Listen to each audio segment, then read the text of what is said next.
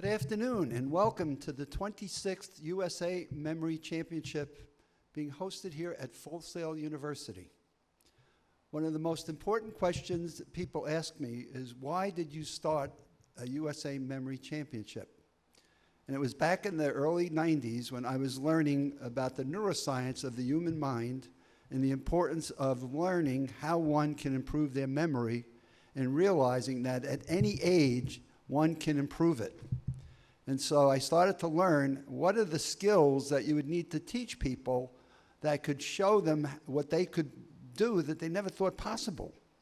And so in 1997, I had the first USA Memory Championship, and we had more news media reporters and TV and radio announcers than we had mental athletes.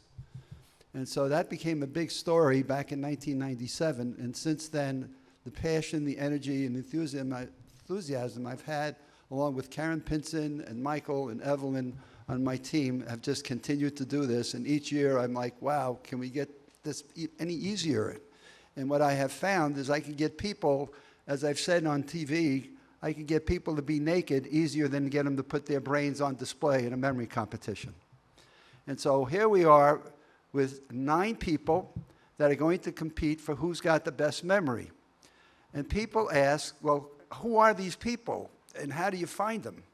And so through our USA Memory Championship website, we put out a notice and we say, anyone interested in competing? We have a preliminary round, which we did on July the 17th. And we had people from all over the United States do it virtually or online. And with that, they went through 5 events. Now let me look at I want to make sure we get our events. They had to go through a deck of cards. They had to go through images and people. They had to remember names of the people they were seeing on a screen. They had to go through strings of numbers, and they had to go through list of words.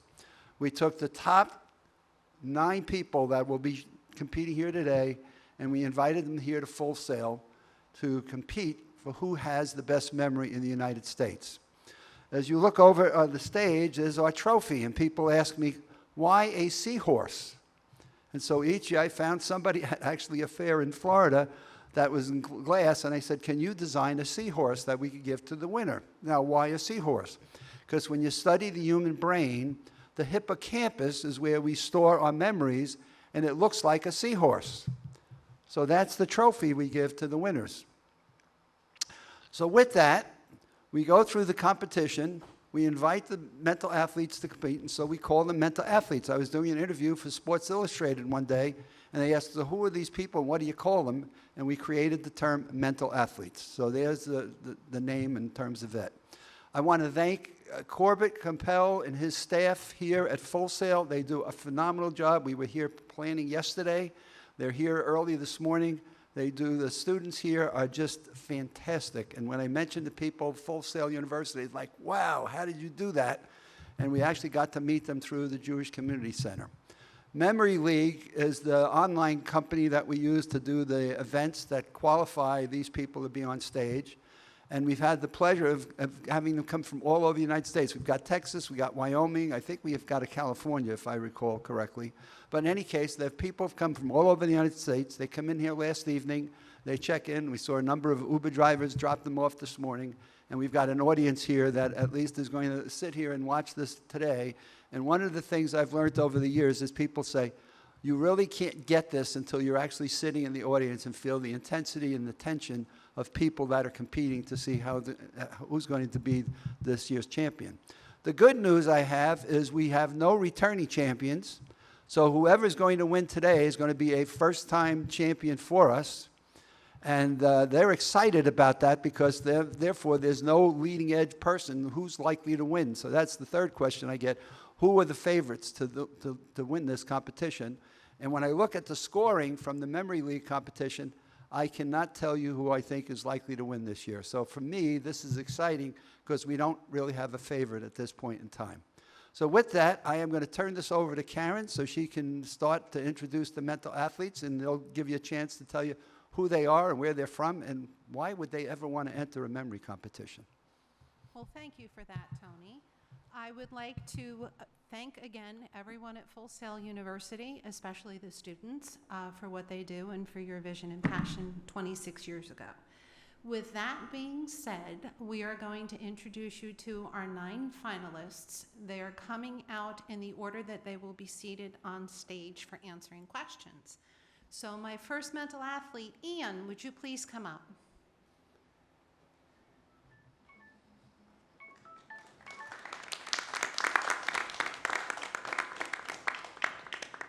Welcome, Ian. Please give us a brief idea about why you're here today and what this means to you.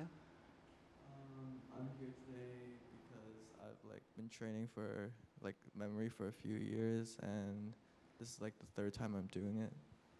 Okay, great. Well, welcome. Our second athlete, Tony, is a little bit of an anomaly for us. We have a woman. Sarah, please come out.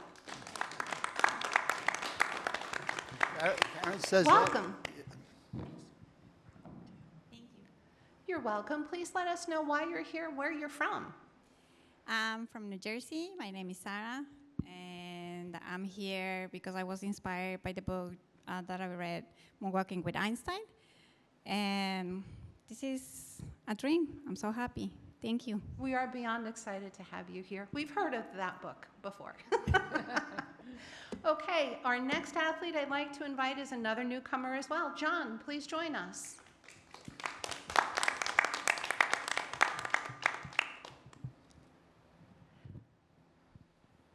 Welcome. Tell us where you're from and why you're here. Hello, I'm John Lance. I'm from Denver, Colorado, and I am here to improve my memory and mostly to get better at trivia and go on more game shows. It's as good as reason as any. Well, welcome. It's nice to have you here. Our next is a veteran. He's competed multiple times from West Virginia. Welcome, Jason.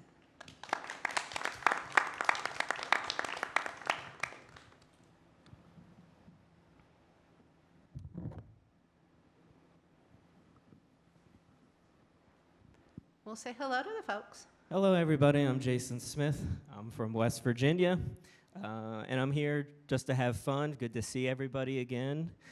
Excited just to compete and see what we have in store for today. It's going to be a good day for sure. Well, thank you for coming.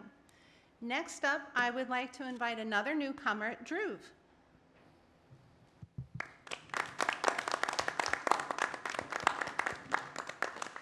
Where are you from, Drew, and what made you come here today? First of all, hello everyone. I'm Drew. I'm from Homedale, New Jersey, near the shore. I'm here because I just have a true passion for memory. I'm thankful for all the people who have guided me here, and I'm just excited to compete. We are thrilled to have you here. Welcome. Next up is another newcomer, Casey. Come on up.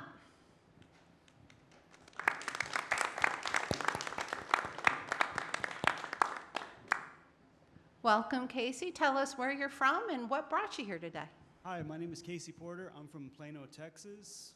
And I figured out how to do memory about a year ago, and I just wanted to now come and compete with all the best in the United States. And I kind of memorized so much, I almost forgot my name and my address and stuff. But I'll see how we do. Do you still come home from the grocery store without what the wife sent you for? Yes. Yeah, I figured. Well, welcome.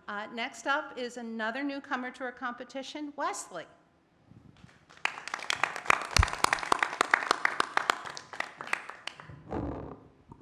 Hello. Hello, welcome. Where are you from and what brought you here today? I am from Miami, and this is my first time here. I'm here because I learned how to solve a Rubik's Cube blindfolded a little bit ago, and realized I could apply those methods to other things, fell into the community, found Nelson Dellis's videos, and just, now I trained for this, and I'm here. So. Fantastic. Well, welcome. We're glad to have you here. Next up, I would like to welcome back another woman who is off the charts outstanding, Patricia.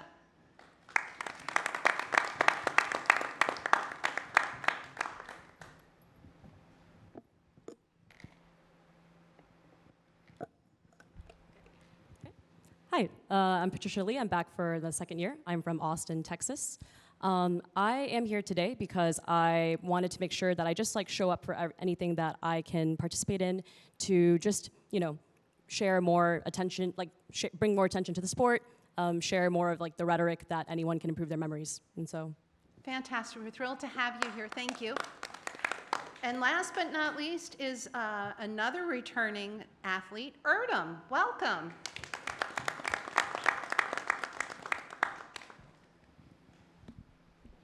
Hello, I'm Erdem. I'm from Virginia, and this is my third year competing.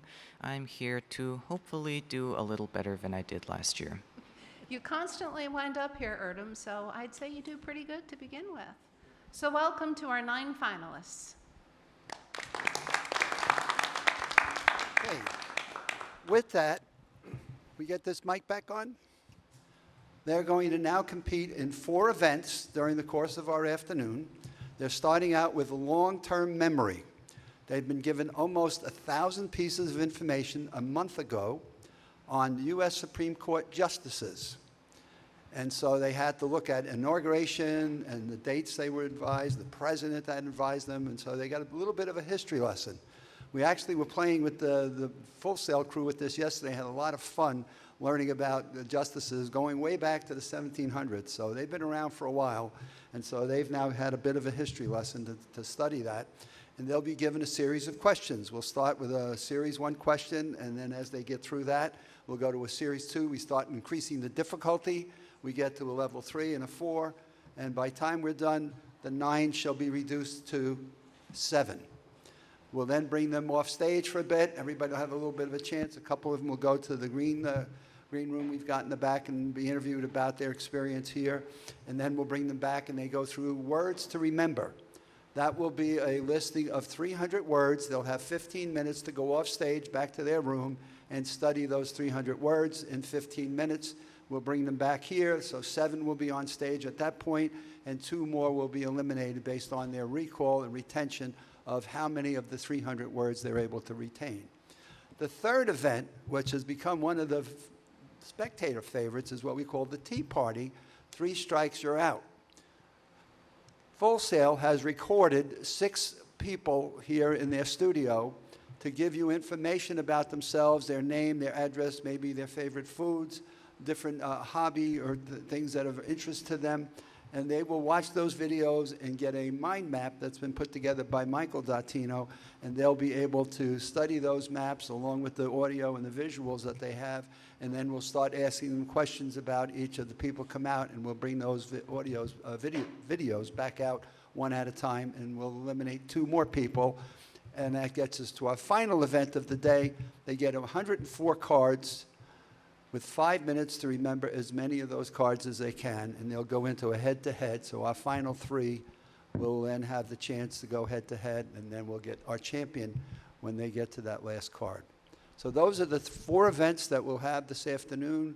They're exciting events, and people usually say, how are they doing that? And so we'll get them to share that with you at the end of each of the events. Karen, it's back over to you.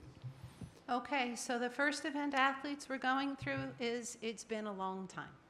So as you know from the rules, we're going to go through questions that increase levels 1, 2, 3, and 4 with difficulty with information presented, what is being requested from you back. Each athlete gets their own unique question. They will all be in the same level. So you will not be given a more difficult or necessarily an easier question. You will have 15 seconds to begin answering the question from when it is completed. It is also being shown to you on the screens as well for whichever is easiest for you. As previously stated, you will have 3 mistakes before you are eliminated from this event. Eliminating 2 athletes ends the event, and we ask when you are eliminated if you will please exit the stage. Do we have any questions before we begin? Okay, are we all settled? Ian, you sat in the hot seat, so you get to start with the first question. So we shall begin. The first question, Associate Justice Gabriel Duval from Maryland succeeded whom?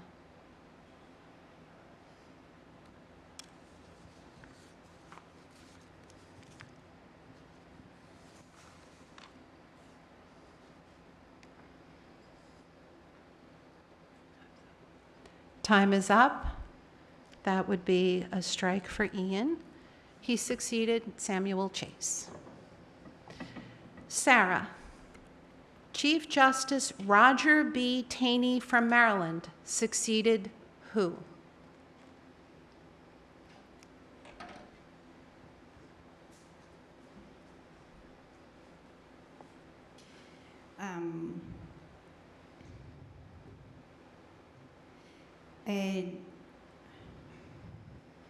John Marshall.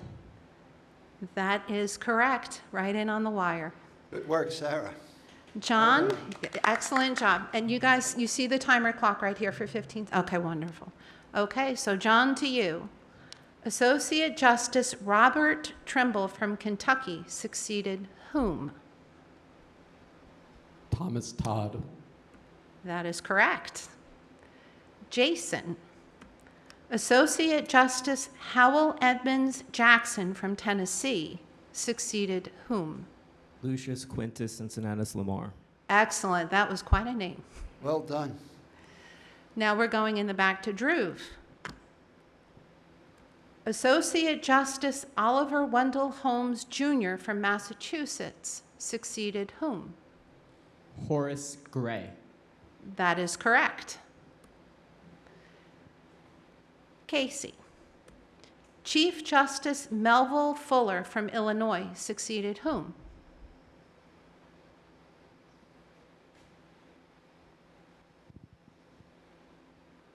Morrison Wade. That is correct. Great job. Now we're to you, Wesley. Associate Justice Harold Hitz Burton from Ohio succeeded whom? Owen Roberts. Fantastic. Patricia. Chief Justice Harlan F. Stone from New York succeeded whom?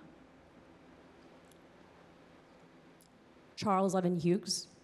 That is correct. And Erdem. Associate Justice Harry Blackman of Minnesota succeeded whom?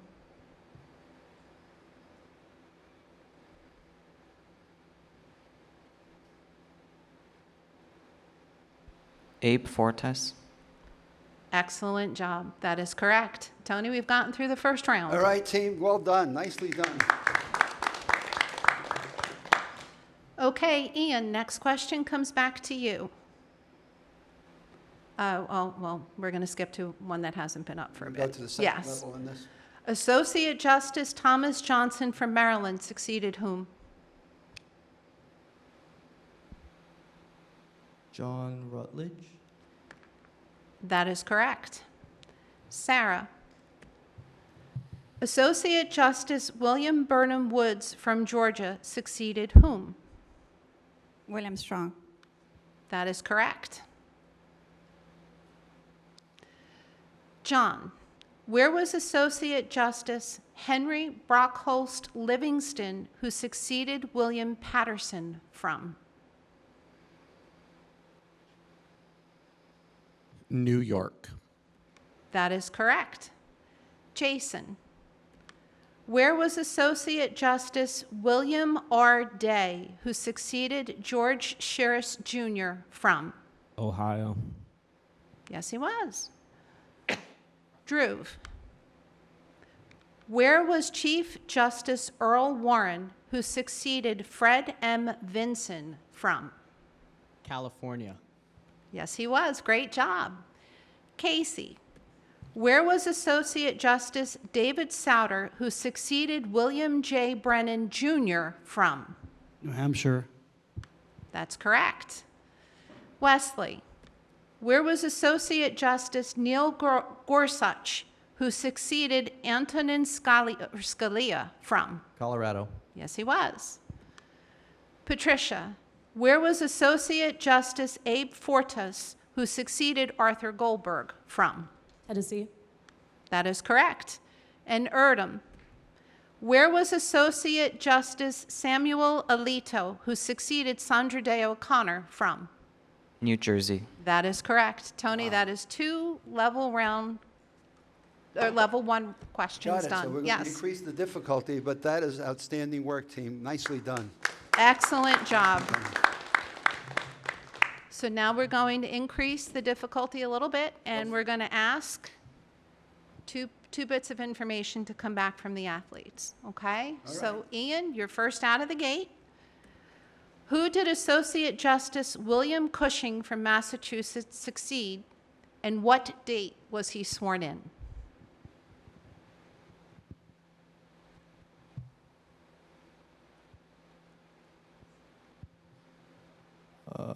He was sworn. He was inaugural justice, and he was sworn in February 2nd, 1790. Excellent job. Good job. Way to go. Wow. Okay, Sarah. Who did Associate Justice Alfred Moore of North Carolina succeed, and what date was he sworn in? James Iredell, and March 21st, 1800. So close, April. So close, but it's okay. It's okay. Okay, John, to you. Ed, you want to mark that? Who did Associate Justice Robert Cooper Greer from Pennsylvania succeed, and what date was he sworn in?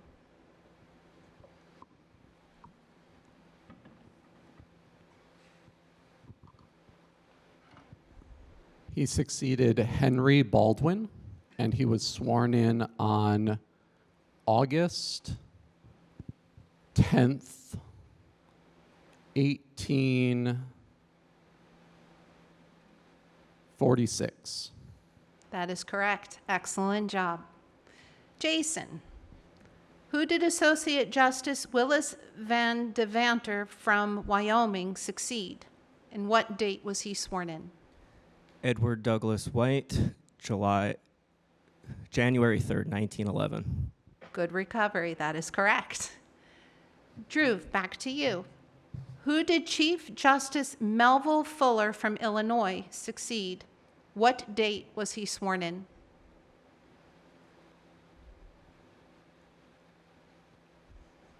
Chief Justice Melville Fuller succeeded Morrison Waite, and the date sworn in is October 8, 1888.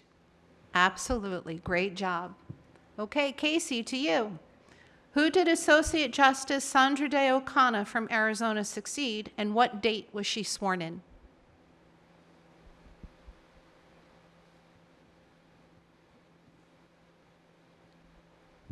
Pass.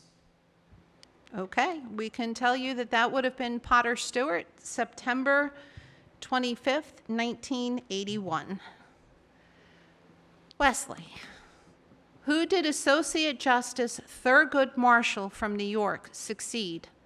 What date was he sworn in? Thurgood Marshall succeeded Tom C. Clark. He was sworn in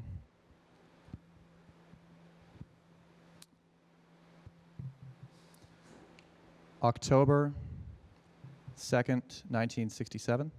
You got it. Great job. Patricia, who did Associate Justice Amy Coney Barrett from Indiana succeed?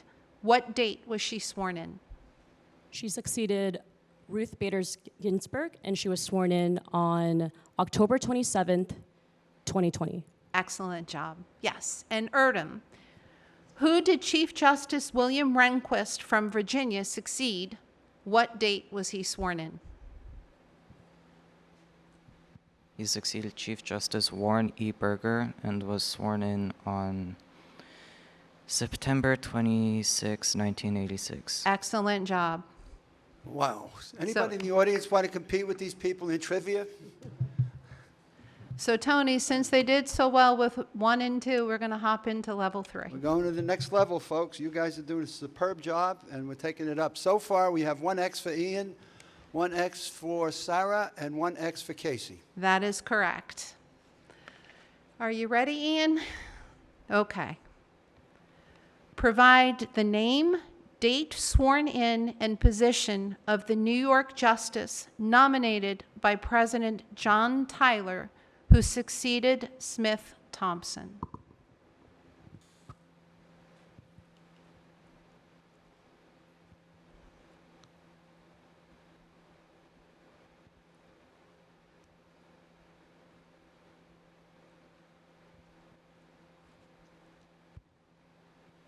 Okay, so that's a strike for Ian. That would have been Samuel Nelson, who was an associate justice sworn in February 27th, 1845. Sarah, to you. Provide the name, date sworn in, and position of the Massachusetts justice nominated by President Chester A. Arthur, who succeeded Nathan Clifford.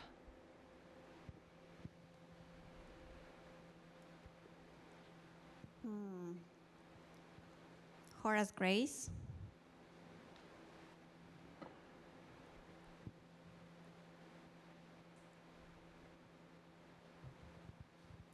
Associate.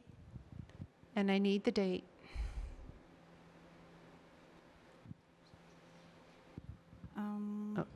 Unfortunately, we're past time, yes. His Horace Gray, associate, January 9th, 1882.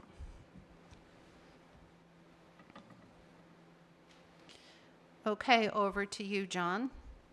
Provide the name, date sworn in, and position of the Massachusetts justice nominated by President Theodore Roosevelt, who succeeded Henry Billings Brown.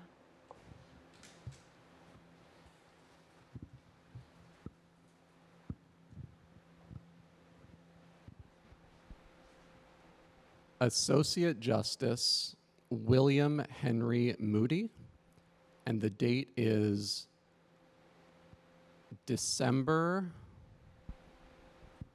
17th, 1906. You got it. Jason, provide the name, date sworn in, and position of the New York justice nominated by President Franklin D. Roosevelt, who succeeded Charles Evan Hughes.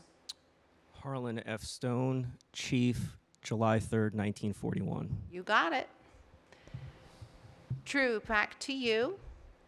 Provide the name, date sworn in, and position of the New York justice nominated by President Bill Clinton, who succeeded Byron White.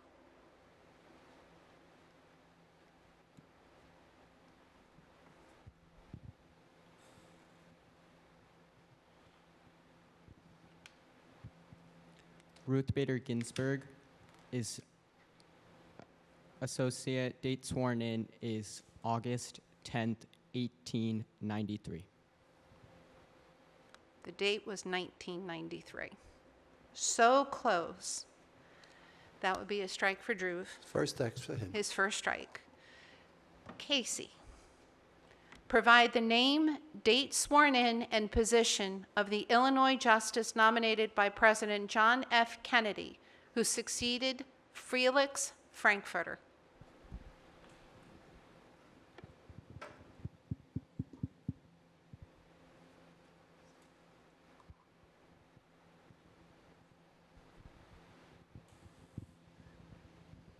Arthur Goldberg, associate, And the date? and I don't know the date. Close, October 1st, 1962. That would be Casey's second strike. Wesley, provide the name, date sworn in, and position of the Illinois justice nominated by President Abraham Lincoln, who succeeded John Archibald Campbell. That would be David Davis, associate. He was sworn in December 10th, 1862. That is correct. And now we are over to Patricia. Do you have this reset? There we go. Okay. Provide the name, date sworn in, and position of the Virginia justice nominated by President Richard Nixon, who succeeded Hugo Black.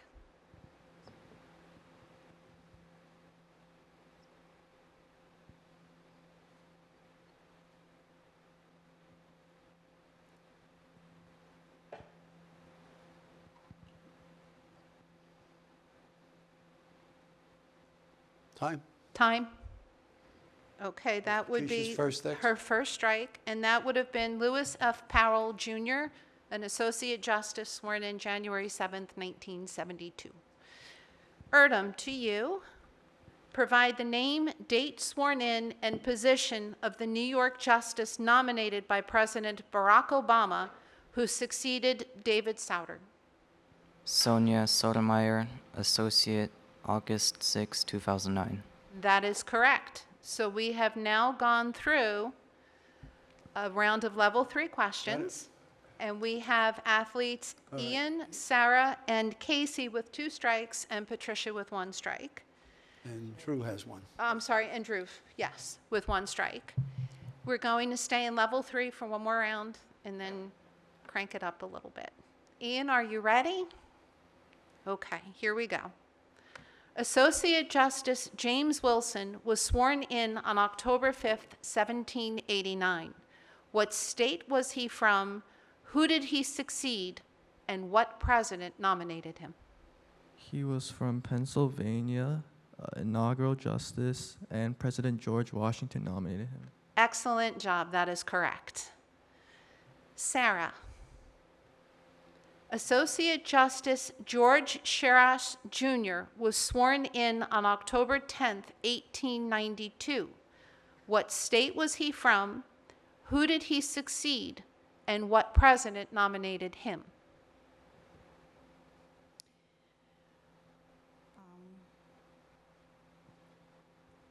President Benjamin Harrison. He was from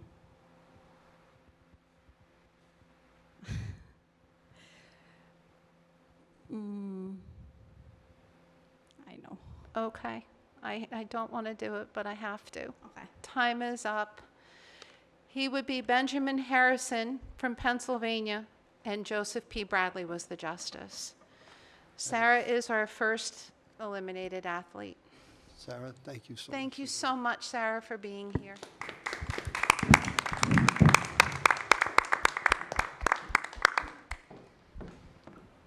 Okay, next, John, to you.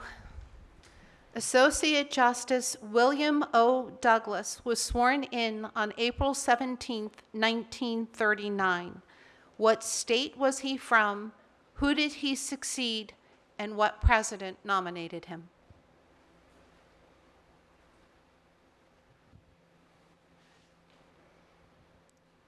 He was from Connecticut. He was nominated by Franklin D. Roosevelt, and he succeeded Louis Brandeis. That is correct. Great job. Jason? Chief Justice Earl Warren was sworn in on October 5th, 1953. What state was he from? Who did he succeed? And what president nominated him? From California, succeeded Fred M. Vinson, and that was Dwight D. Eisenhower. Excellent job. Drew, back to you. Chief Justice William Rehnquist was sworn in on September 26th, 1986. What state was he from? Who did he succeed? And what president nominated him?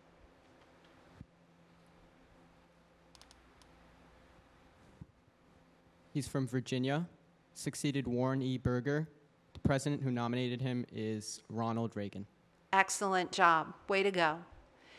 Casey, to you. Associate Justice Brett Kavanaugh was sworn in on October 6th, 2018. What state was he from? Who did he succeed? And what president nominated him?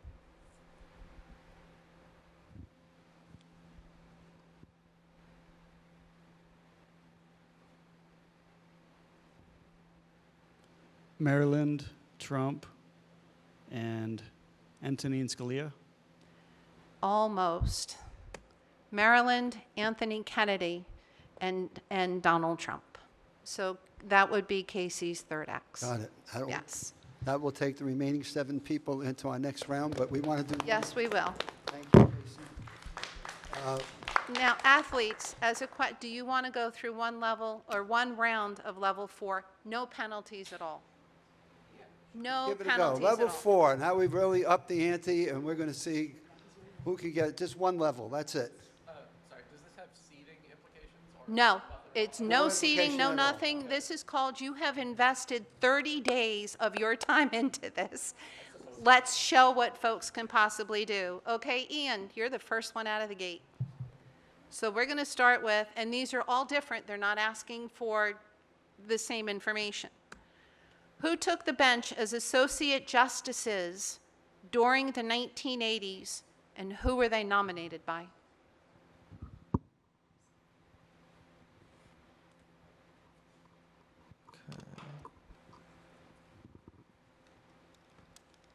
Let's see. I think John Paul Stevens, but wait, no, that's not right. That's not right. Oh shit. Anybody have any ideas? Drew? Drew? Do you want me to list all of them? You can. Okay. Starting with Sandra Day O'Connor. Next is William Rehnquist from Virginia. Then it's Antonin Scalia from Virginia. Then it's Anthony Kennedy from California. Rehnquist is incorrect. You have 3, though. Yep. Karen, can you go to the Supreme Court hearings? We're getting there, Tony. Okay. Yes, we're getting there. Get to the law cases. Who were the justices from Virginia in the 1700s, and who were they nominated by, John? John Blair. John Blair by Washington. John Marshall by Adams. Bushrod Washington by Adams. I think that's it. Your That's my second guess. one was incorrect. He wasn't in the 1700s. Or eight, what, yes, and yes, that is correct. He flipped over into the turn, yeah. Jason, the 1830s saw additional seats opened on the Supreme Court. Name 3 of the justices and which presidents or president nominated them. John Catrun that was Jackson. John McKinley was Martin Van Buren. And three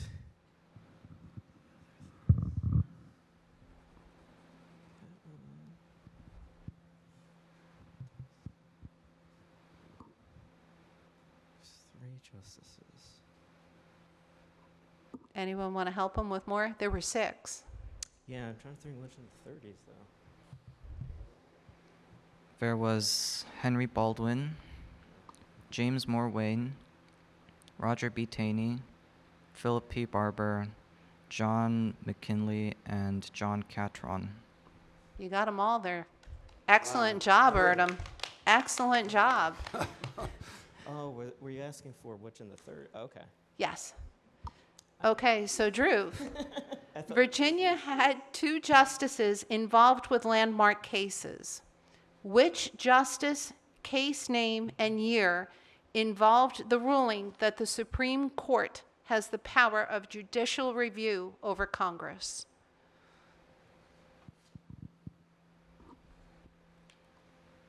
John Marshall from Virginia.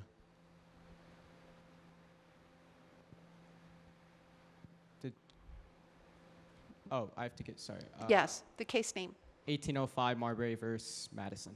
Excellent work. You got it. Back to you, Wesley. Chief Justice Earl Warren was involved with what landmark case? Please include the year, name, and a summary. Yeah, I didn't study the cases because I knew we probably wouldn't make it that far. I know none of them. Anybody want to tell us what case? Drew? It's 1954 Brown versus Board of Education. SCOTUS held that segregation in schools is unconstitutional. Excellent. That is correct. Great job. Okay, Patricia. Super. 5 justices who served as associate later became chief. Name 3.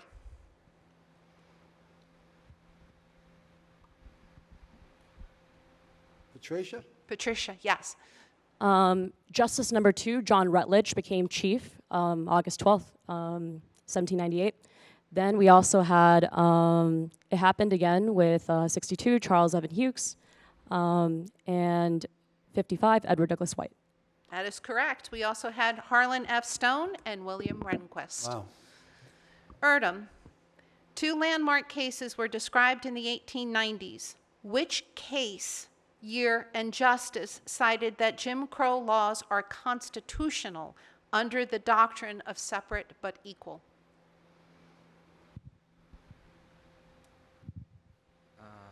Plessy vs. Ferguson, Melville Fuller, 1896. Excellent job. All right. See? Great. All right, we put you through enough mental anguish here right now. We're going to give you a chance to get up and stretch and break. Absolutely. We have a 15-minute break on the calendar. Athletes who were eliminated, if you wish to be interviewed by Briley and Michael, please feel free to let them know. All right, what time do we have so everybody knows? It is 12:52, 12:52. Let's get back into seats at 1:05. I understand, guys, the next event is Words to Remember. I don't need to bring them up here for that. No, we can just give them. So words to remember, they're going to be given papers with 300 words on it. They'll be going back to their room, and they'll be given 15 minutes. So why don't we meet you back there at... Finalists, meet me in the back room, the green room, at 1:05, and we will do our Words to Remember memorization back there. All right. Thank you. Michael and Briley, are you ready to take over with a couple of interviews? And we're going to put those on the screen so the people in the audience can have an opportunity to see who these two people were that were here competing. The rest of you can get off, take a break. 1:05 back in the green athletes room.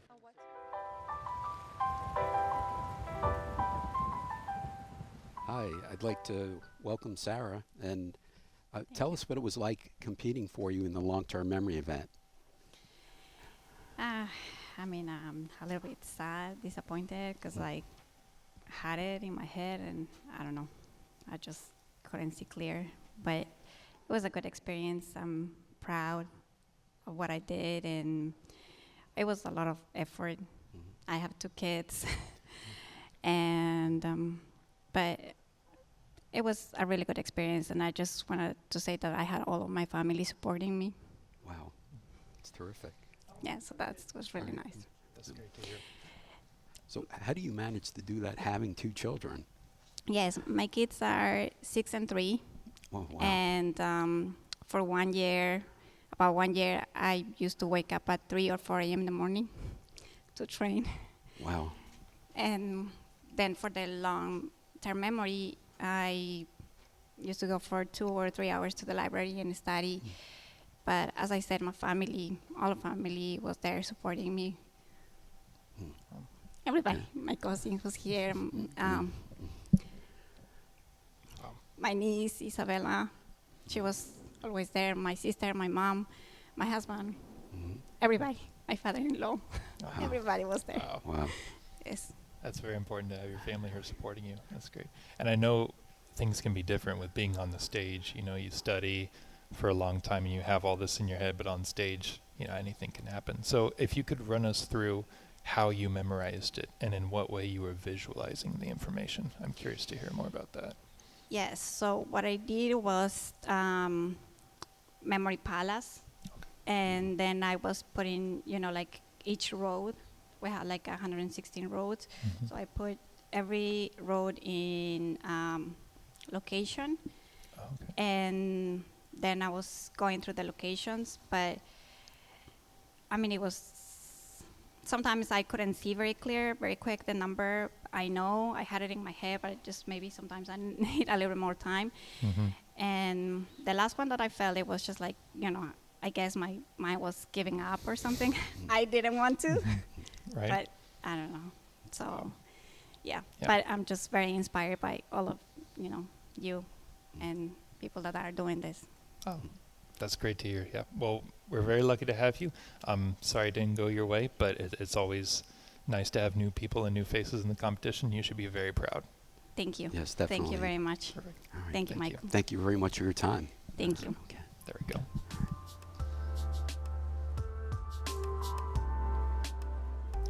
Hi, we'd like to welcome Casey to our broadcast, and would love to get some feedback from you, Casey. What was it like preparing for the long-term memory event? Well, it was pretty hard. So I figured out about memory about 1.5 years ago, and I was pretty much studying for the qualifiers for the whole year. That's all I was doing, so I wasn't really studying for this as much. but the long term kind of killed me. Mm. There was like 1,000 numbers and 1,000 names, but I kind of just linked it to like a teddy bear to Teddy Roosevelt to like a bear to your memory palace, and kind of linked all the words and linked all the numbers to each step on the memory palace. That's kind of how I memorized it. But sadly, I didn't get all the way through all the names and numbers, so kind of showed in the results a little bit. Okay. So, Casey, if you could tell us a little bit, we talk a lot about preparing for the competition and how it can be actually different in reality being on stage with all the lights and all the people watching. Can you describe to us a bit from your experience now how it felt preparing and then how it feels on stage actually reciting this information? Well, I was actually thinking it was going to be a whole lot worse, but I guess if you really know the material, it kind of comes to your brain, because I kind of had this fear where, you know, you have this information and you're trying to pull it from your memory. You don't have enough time. So you really, really need to know the information well. The more well you know it, the faster you are. As you've probably seen some of the guys, they really, really know it well. Going over questions. I went over questions with my wife a bunch of times, but not really nearly enough to kind of mimic the championship setting. Mm-hmm. So I use flashcards, have usually every person's name on the flashcards with their date, with the president, stuff like that. Just kind of went through the flashcards a bunch of times. Mm-hmm. It's kind of how we're prepared for it. Okay. And how did you connect the various bits of information? We had dates, we had states, we had associate, justice. Well, since this is kind of new for me, this is my first thing, and the last time I was in school was like 20 years ago, so I haven't really done a test for that long. But I kind of just dusted off I had a really big 200 loci memory palace, Okay. but I kind of dusted that off, so I had to kind of relearn that a little bit. But I just was going through, the first 2 weeks I started going through line by line of memorizing, but that was taking too long. So I started breaking it in segments where, like, the first thing on your memory palace, for example, is like a mailbox, and maybe John Adams or Washington, for example, there's a washing machine beside it. And then I started having, like, let's just say July 10th, 18 something, you had to have, like, let's just say Patrick from SpongeBob SquarePants doing something. So it's like a story. Mm-hmm. So you kind of visualize each part of the memory palace and make a story with it, with the president, with the person, with the other guy, stuff like that. So I did the best I could, but it was still pretty hard. Mm-hmm. And you can chunk it together through like that with the story. Right. Yeah. Right. Awesome. Well, You've made tremendous progress considering that you've been practicing just a little over a year. Thank you. What advice do you have for people that are just getting started and want to become someone capable of competing on stage like you did? Well, I think the main thing is training. I've heard a lot of these guys, they have like training routines where they're just asking for advice, they're in these workshops, and to kind of get it really down, get the numbers down, get the cards down, get the names down, and really just practice every day. That's kind of what I've been doing. And I'm one of those that's very into details. So, for example, in the whole year, there's like not a day I miss of not studying. Like I do like an hour or two a day in the morning or at night. And so just really getting your brain just adapts to the information, adapts to the speed in your brain, and becomes getting faster and faster processing the things. And so I still have a long way to go, but I'm still really processing and making myself better every day. Well, that's great to hear. And like I said, we're always happy to have new faces. And so we're lucky to have you, and you should be very proud about how you've done. Thank you. It takes a lot of preparation to get here. Thank you. All right. Thank you.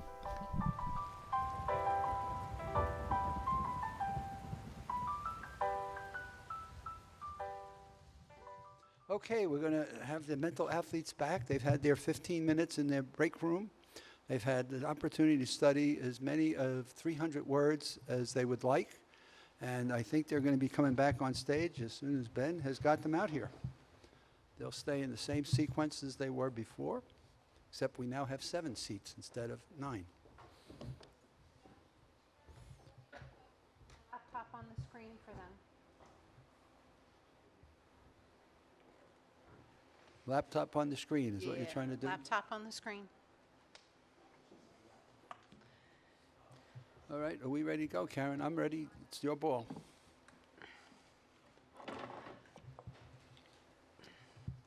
because they usually see the words coming back. So yes. So, okay. 15 seconds for recall. Your recall clock is up here. On your second strike, you are eliminated. We will ask you to leave the stage. If I can get someone to quickly flip one of the monitors so the athletes can see the list of words, you are amazing. Thank you so very much. Top notch. Paul has got the ball. He is right there. Thank you, Carl. Much appreciated. Okay. Call this words to remember. Words to remember. Ian, you will be the first one to start us off with. What is the first word? Remember. That is correct. John? Pen. Correct. Jason? Blanket. That is correct. Drew? Couch. Correct. Glasses. Correct. Patricia? Sips. Sips. That is correct. And Erdem?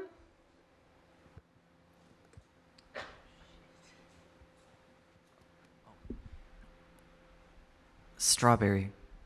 That is correct. Back to you, Ian. Hands. Correct. Computer. That is correct. Jason? Persist. Correct. Shorts. Arrow. Patricia? Tissues. Correct. Erdem?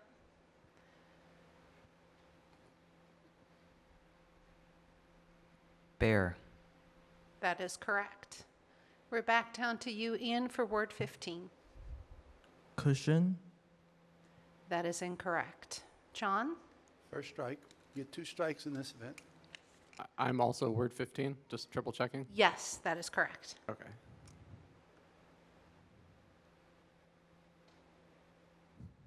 Pillows. That is correct. Jason? Mail. That is correct. Murmured. Correct. Firefighter. Yes. Patricia? Word 19. Kibble. Correct. And Erdem, word 20. Moth. That is correct. We will come back to you for word 21. Uncle. Correct. Guitar. That is correct. Jason? Prisoner. Yes. Drew? Carpet. Correct. Wesley? 25. Courage. Correct. Patricia? Photograph. Correct. Erdem? Sandals. That is incorrect. That is his first strike. Slippers. That is correct. Yes. That would be Erdem's first strike. You are correct, Tony. Okay. John? Owl. Correct. Jason? Parenthood. Correct. Drew? Backpack. Correct. Leslie? 31. Right. That is correct. Patricia? Puppy. Correct. Erdem? Crayons. Correct. Ian? Book. Correct. John? Amusement. Correct. Jason? Stickers. Correct. Drew? Beanie. Correct. Wesley? Case. Correct. Cupcake. That is correct. Erdem? Projector. That is correct. 41.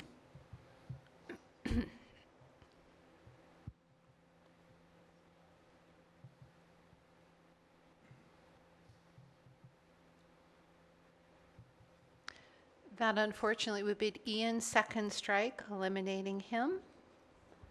Thank you, Ian. John, word 41, please. Scar. That is correct. Read. Correct. Drew? Cushion. Correct. Wesley? Ear. Correct. Patricia? Anklet. Correct. Erdem? Sword. Correct. You got it. We are now going back to you for word 47, John. Discourse. Correct. Chalk. Correct. Recliner. Yes. Toys. Yes. Consistency. Yes.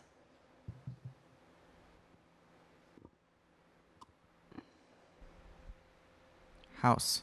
Correct. John, back to you for 53. Microwave. Yes. Shirt. Yes. Police. Yes. Basket. Yes. Assignment. Yes. Dice. Yes. Crab. Yes. Drive. Yes. Morality. Correct. Jar. Yes.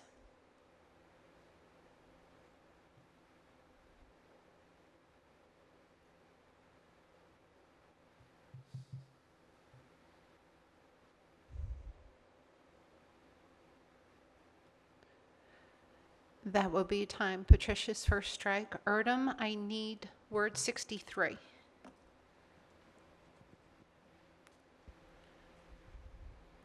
Broom. That is correct. Where are we at this point with strikes? We are now, we have Patricia and Erdem with one strike each. Okay. Yes. John? 4.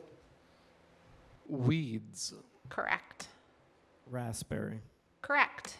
Flowers. Yes. Game. Yes. Orange. Yes.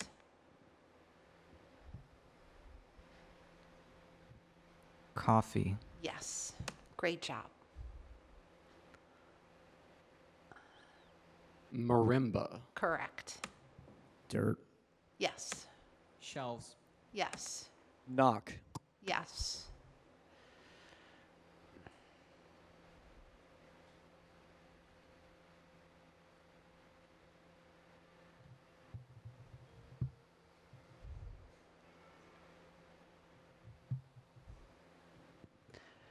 That would be Patricia's second strike. Eliminating Patricia and ending words. Why don't we just see how far they can go here? Absolutely. Would you know word 74, Erdem? I'm gonna be honest, I'm not sure, but I'm pretty sure it's camera. That is not correct. That's word 75. John? Armchair. Yes. Camera. Yes. Roof. Yes. Scissors. Yes. This is, again, just to unpack what you have in your memory. This is no penalty, no harm, Quill? no foul. That is incorrect. Do you know what's after scissors? Album. Yes. Quill. Yes. Television. Yep. Purse. Yes. If you want Signs.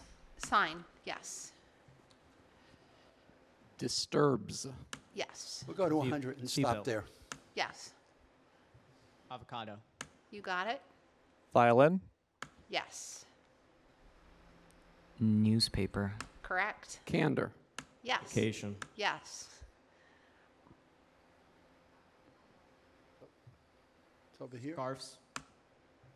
Shield. Hair. Mm-hmm. Information. Correct. Back to you, John. Playground. Yes. Garbage. Government. Xylophone. Yes. Bleat. Yes. Quilt. Yes. Ranger. Yes. All right, we got to 100. We can stop there, Karen. How Nicely far done. did you guys memorize? I did 140. 140, 160? 160? At least 300. Absolutely fantastic 15-minute break. job. 15-minute break, guys. We need, I would say, meet back here at 1:55. And for those eliminated, if you would go visit Michael and Briley in the back, that would be wonderful. Thank you.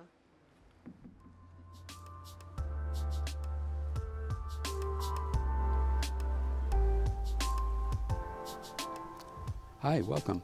I'd like to introduce Ian. So Ian, my first question for you is, how long have you been preparing to compete in this year's competition? Generally I would say I've been preparing like the whole year, but Yeah, for like the whole year. I started preparing long term like a few days after. Mm-hmm. Yeah. Awesome. Okay. So going into this event, how many words were you shooting for to memorize? Going to this event, I was probably gonna shoot for like 110-ish, cause I Mhm. know sometimes like last year it went higher, but like for me, I don't think it's smart to like go that high, especially cause I want to like review, like slightly review, cause that gets me much higher accuracy. Mm-hmm. Yeah, the more reviews really do help. So run us through what happened there. I know you said cushion and it was pillow. Yeah. So run me through what was going through in your head there. The first one, I think I was thinking of like, cause I had just like this morning reviewed a little bit of the long term, and then I guess Cushing was, cause one of the justices was William Cushing, right? So that might okay. have played a factor. Kind of And bled the through a little bit. Yeah. And then the second one, which I got eliminated on, which was Scar. So for that one, I pictured like Scar as the character, Mm-hmm. but I don't know if that, like, personally, I don't really watch. I've watched The Lion King maybe like one time, so maybe it's not the smartest idea to go. Because I was thinking like something was attacking the host, which was for 41. That was what my my system was, like the PAO or whatever, Mhm. right? Yeah. So for the host, right? Something was attacking the host. I couldn't remember who, so that was probably not a good decision, especially because Scar is something you can actually like see as well. So I don't know. Sure. Yeah. Yeah, it's definitely tough to encode with whatever our brain first associates with it, but Yeah. sometimes in the recall, we can reread it in a different way. So that can be really tough. Do you have any advice for people that are learning memory techniques on how to encode words that are more abstract in nature and are not as easy to come up with very vivid visual pictures? Genuinely, that's like my worst thing. I don't think I can like honestly give advice for that. Mm. Yeah, I don't know. Okay. Very, very well. You should be very proud with how far you got in the competition. We're glad to have you back, Ian, this year. Thank it's great you. to see you. Thank you, All Barbara. right. Thank you.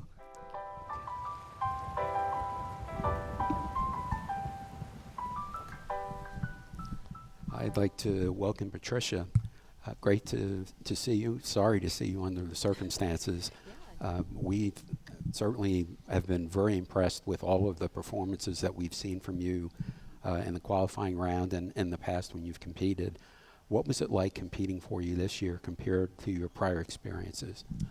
I think competing for a second time is definitely a lot more comfortable because now I've gotten used to what the base sort of feels like. I know one interesting point that my friends and I have spoken about is if any of us were local to Winter Park, like having the advantage to practice on stage would be a huge advantage because, you know, the home team tends to just feel more comfortable, right? So I think like I definitely felt a lot more comfortable. It's like so much less nerve-wracking. Okay. Yeah, being on stage is like half the battle. Right? Exactly. Nothing prepares you for that. Yeah. And then even another stage isn't the same as that stage. Mhm. It's a very, Definitely. So run me through what was happening in your head on this last event, running through the words and how they were encoded. So I always have a bit of a dilemma about how to sort of spend my 15 minutes.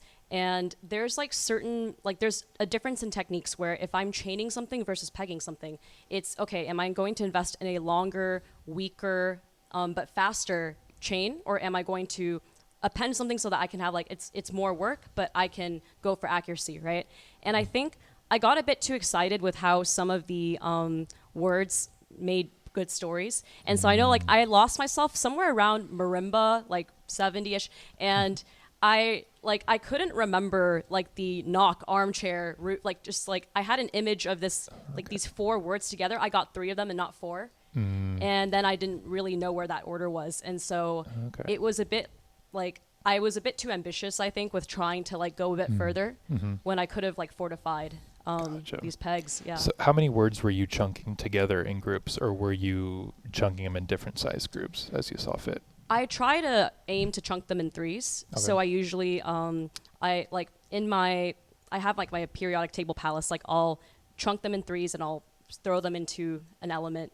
And sometimes if it feels right, 2 or 4. Okay. But I'm wondering if maybe consistency is a bit better to aim for with instead of oh, did I decide to add another word here? Did I cut one out here? So. Right. Yeah, a lot of different strategies to play with. Exactly, yeah. So what strategy would you use if you came across a word that you had never seen before and didn't know what the definition of the word would be? I mean, if we were allowed to look at a dictionary, I would just look at what it means.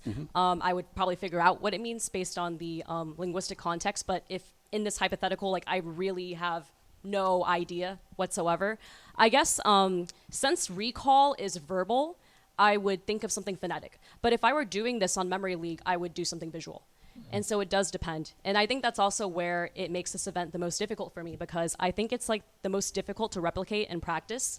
I always feel really comfortable, like there's a huge advantage to be able to being able to like super quickly regurgitate like on your keyboard, like all the words. It's like you're getting through them in like seconds, right? And I'm having to hold on to them longer during verbal recall, and I have to listen to other people do it. And that's sort of like, you know, it's a much more, it's much harder to hold on to.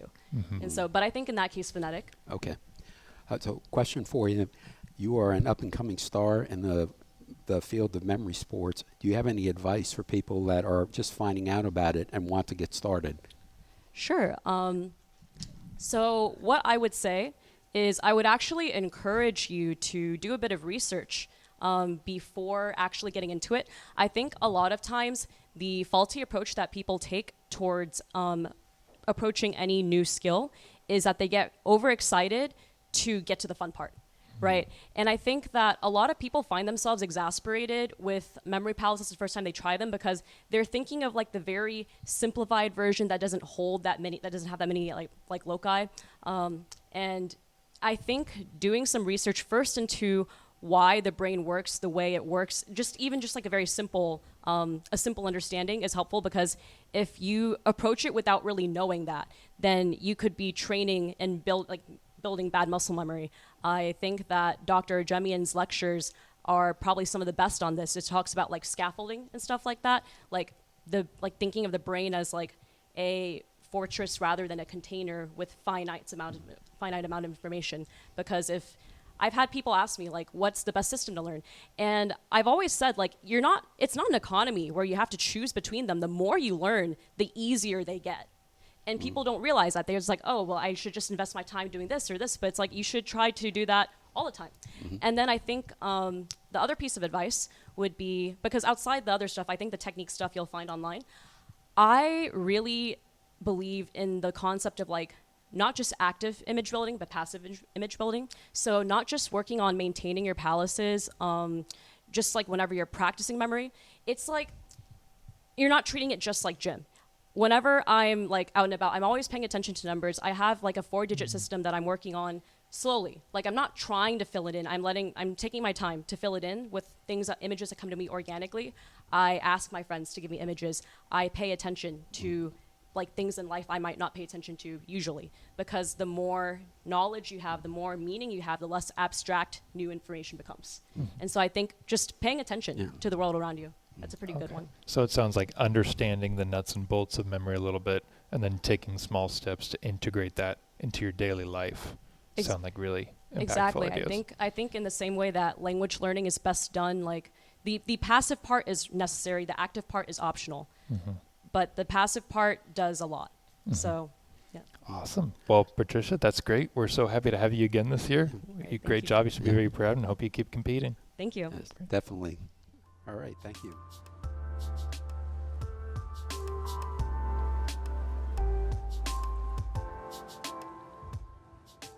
Okay, we're getting ready for our third event of the afternoon. It's called our Tea Party.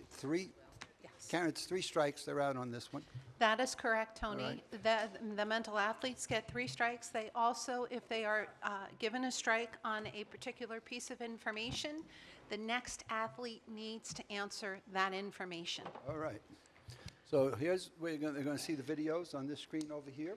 If any of you want to relocate or stand up or do whatever to watch. Athletes, you will get to initially meet the Tea Party guests on the screen in the video. The first time you will see all of the videos go back to back. You'll see them a second time. Underneath your chairs are mind maps. You can pick them up on the second go. Then you will get the remainder of 5 minutes on stage with the maps to memorize, and the audience will silently be cheering you on. Silently. I said silently, Got that. yes, absolutely. Okay. Any questions, athletes? Oh, we got a question. For total memorization is going to be 15 minutes. So by the time we run through the videos and then we give you an additional 5 minutes, it will be a little over 15 minutes. 15 seconds to recall, to start your recall answer. Again, it's without the ums, uhs, and all that other fun stuff. Yes, Drew? For the back-to-back videos, is there any like little break in between, or it's just right back-to-back? No, back to back. Hey, name's Blake Marley Custer, born June 24th, 2004. I graduated Ben Lippen High School, home of the Falcons, in 2022. I live in La Plata, Maryland, 20646. Right now, I work at the Antler Room as a restaurant server. I've also got a convict cichlid fish in orange and white named Angel. I like to do traveling, cycling, and photography for fun. My car is a 2021 Toyota RAV4 in gunmetal gray, and my favorite foods are cheese quesadillas, wonton soup, and a salmon avocado roll. Good afternoon. I'm Taylor Angel McCartney, and I was born August 12th, 2002. I went to Texline High School, home of the Tornadoes, class of 2021. I live in Peach Springs, Arizona, area code 86434. I work for the Coastal Elite Home Repairs as a construction worker. I also have a Netherland dwarf rabbit, ruby-eyed white by the name of Cuddles. And in my free time, I enjoy trivia games, a nice science project, and even woodworking. I drive a 2021 Honda CR-V in Euro Green. And my 3 favorite foods are crab rangoon, a nice apple pie, and a Greek salad. Hi, I'm Cameron Adrian Anderson. I was born on March 16, 2002, and went to Evergreen Park High. I'm proud to be a Mustang and proud to be a part of the class of 2020. I live in Pelican Rapids, Minnesota, 56572, and I work for WorldCom Exchange as an administrative assistant. I live with an Abyssinian cat. She's Cinnamon, and her name is Luna. I really like reading, hiking, and hunting. I drive a 2014 Chevrolet Silverado in the color Black Sparkle. If we go out to eat, I love getting margarita pizza, hummus, or sweet potato fries. Hello, my name is Aubrey Avery Wilson. I was born on October 4th, 2005. I went to Lexington Christian High School, home of the Eagles, and recently graduated in 2024. I now live in Gordon, California, 93619.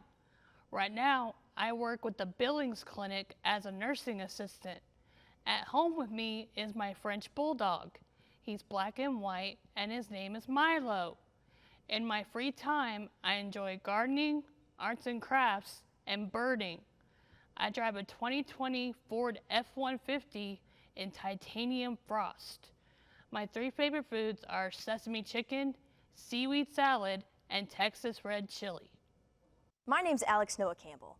I was born November 3rd, 2003, and went to Banana Kelly High School. Go Wolverines! Graduated with the class of 2022, and I now live in Candalia, Texas, 78013. I work at Resolution Promotions as one of their marketing specialists. It's a cool gig. My pet is the sweetest British short-hair cat you'll ever meet. She's blue, and her name's Bella. I really like baking, meditation, and writing music when I get the chance. I drive a 2013 Ram 1500 in electric purple. Oh, and my favorite foods are chips and queso, chicken wings, and white rice. Yo, I'm Riley Breyer Thompson. My birthday is January 22nd, 2003, and I'm a graduate of the Scotlandville High School Hornets, class of 2022.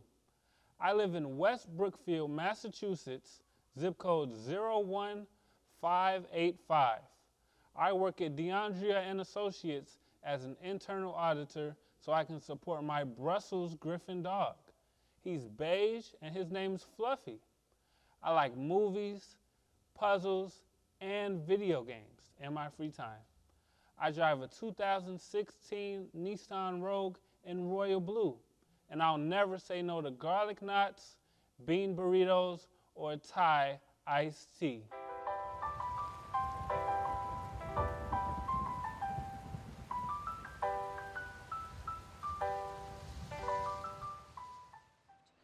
Athletes, you now have your mind maps. And we're going to run through the videos again a second time. Hey, name's Blake Marley Custer, born June 24th, 2004. I graduated Ben Lippen High School, home of the Falcons, in 2022. I live in La Plata, Maryland, 20646. Right now, I work at the Antler Room as a restaurant server. I've also got a convict cichlid fish in orange and white named Angel. I like to do traveling, cycling, and photography for fun. My car is a 2021 Toyota RAV4 in gunmetal gray, and my favorite foods are cheese quesadillas, wonton soup, and a salmon avocado roll. Good afternoon.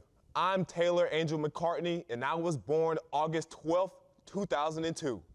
I went to Textline High School, home of the Tornadoes, class of 2021.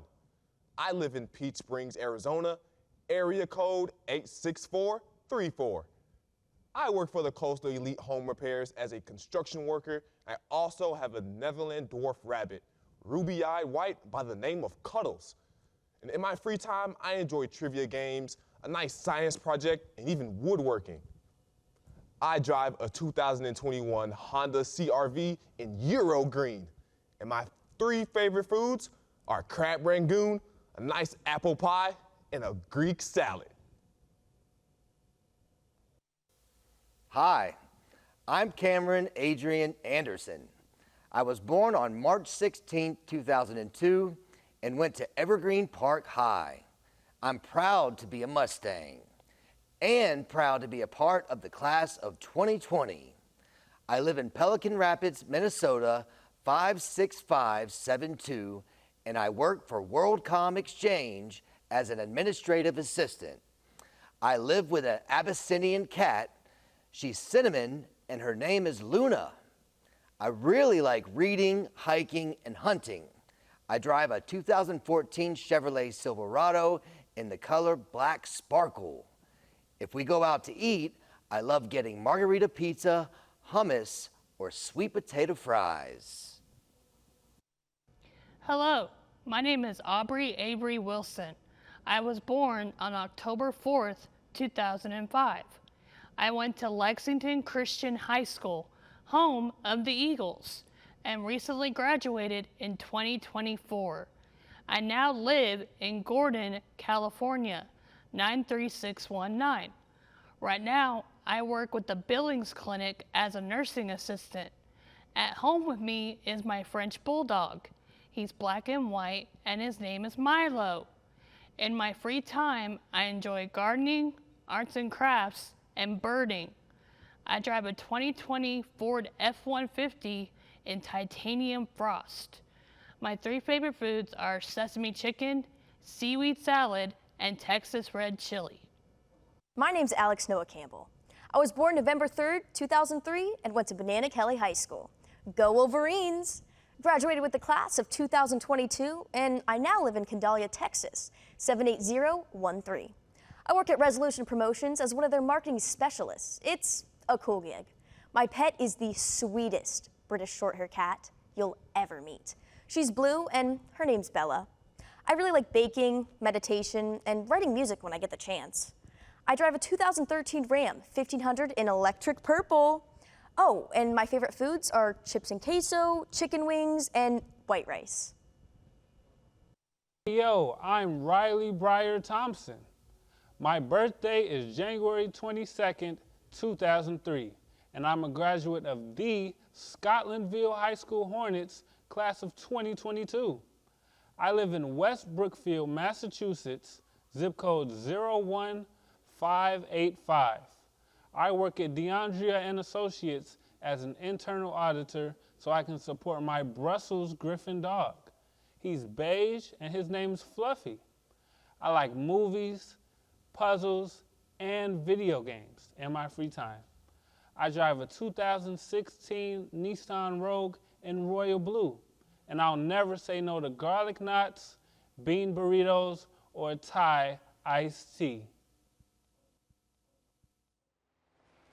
Okay, athletes, you will now have 5 minutes. I will warn you with 1 minute remaining.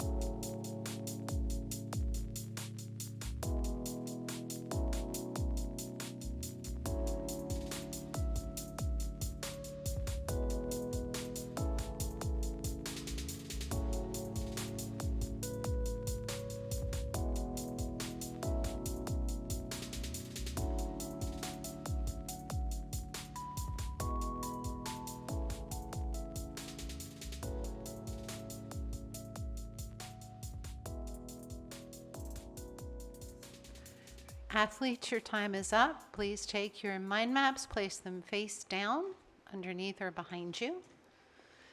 Again, we will remind you that you get a piece of information, you get it correct, we move to the next athlete, or we ask the athlete, remaining athletes to answer questions that are incorrect. 3 strikes and you're eliminated. We get down to 3 athletes. We are ready to meet our first Tea Party guest.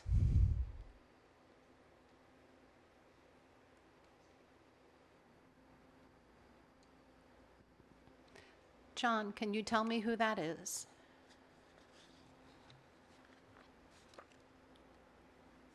That is Taylor Angel McCartney. That is incorrect. Jason. Oh, no, go back to the production, back to the first image. There we go. That's where we stay until we need a new guest.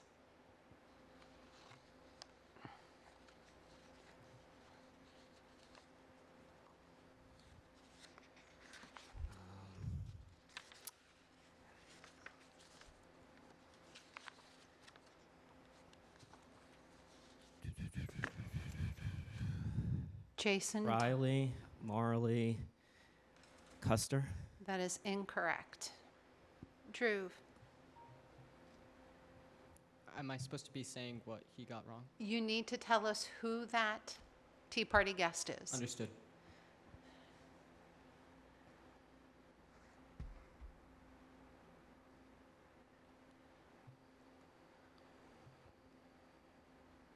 Riley Angel McCarthy. That is incorrect. Blake Marley Custer. That would be his name. Great job, Wesley. Erdem, can you tell me what his date of birth is?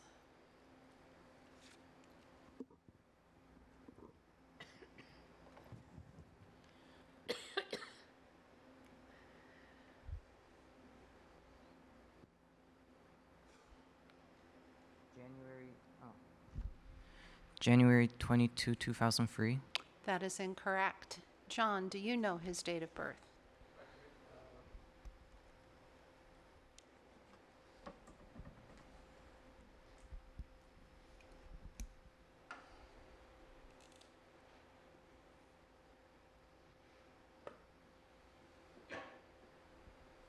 No. That would be a strike. Jason?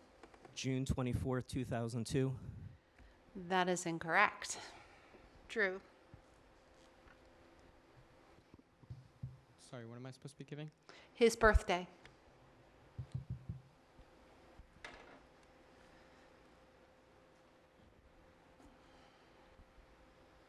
June 24th, 2004. That is correct. Wesley, can you tell me what his high school alma mater is? 2022 Falcons. Ben Lippens. That is correct. Erdem, can you tell me his home residence?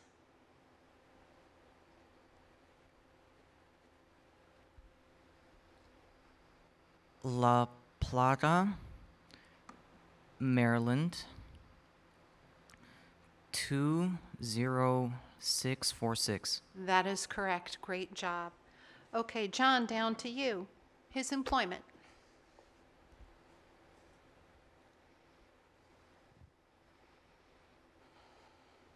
He works at the Antler Room as a server, a restaurant server. That is correct. Great job. Jason, what is his pet? Convict chinchilla fish, orange and white, named Angel. What kind of pet again? A convict chinchilla fish as orange and white, named. That is incorrect. Jason is our first eliminated athlete. Drew. I'm supposed to be giving the pet, correct? Yes, the pet, please. Orange and white fish, convict, child.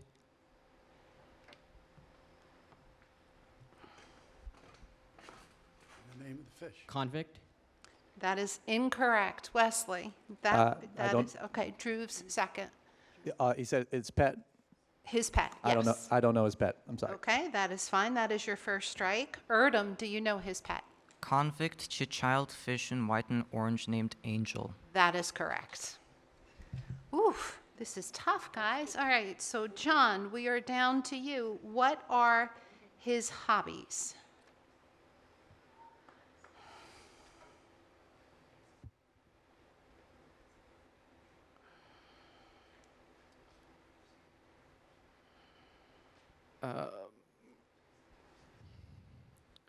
Movies, video games, and trivia. That is incorrect. John is our second eliminated.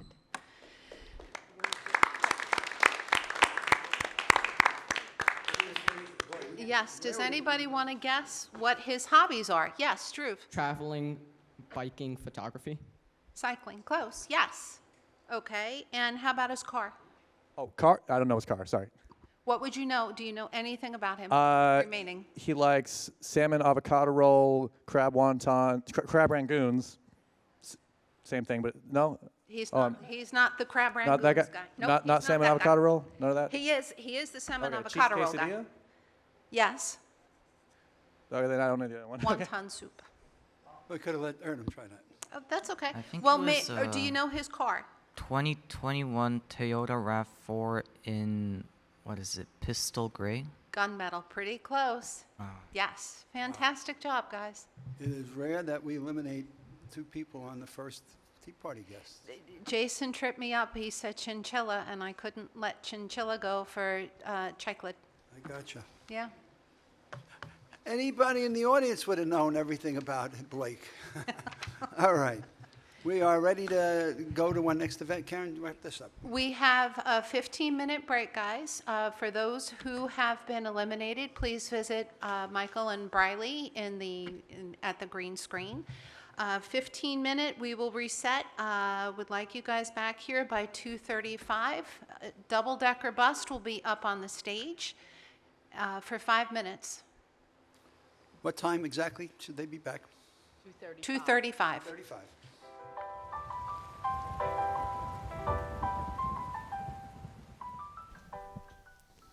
Hi, welcome. What was it like competing this year? It was, it felt good. I enjoyed it. I had fun. That's really all that I can ask for. Learn from this and take it for next year. Yeah.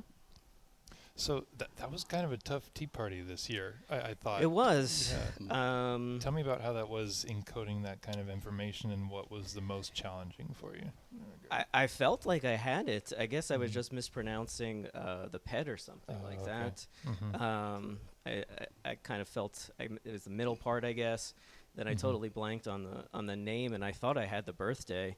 I went a little maybe too fast on it, so I got to slow down. But the data wasn't too bad. It was just the execution that wasn't as good as I would like it to be. This is definitely a really interdisciplinary event. I mean, you're memorizing numbers, you're memorizing names, you're memorizing abstract things that you don't really practice specifically in other events, and so it really offers a unique challenge in that regard, for sure. 100%. Yeah, Tea Party is always the most difficult, always tough to get through it. Mm-hmm. What kind of memory palace do you find yourself using, or in what way do you encode I do the more of information? like the linking kind of everything together. And it just didn't get there this time. Yeah. Well, you've been a tough competitor year after year, and I'm sure we're going to be seeing you back here again. Of course, yeah.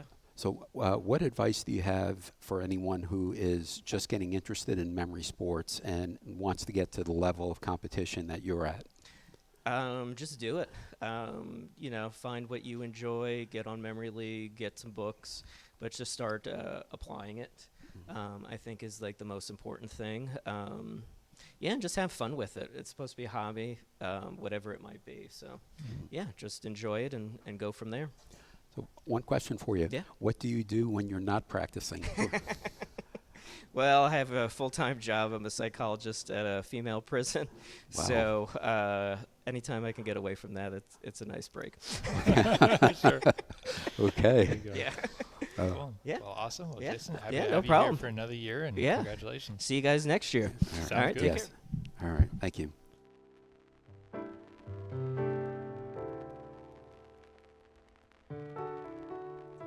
Hi, good afternoon. Welcome. Thank you.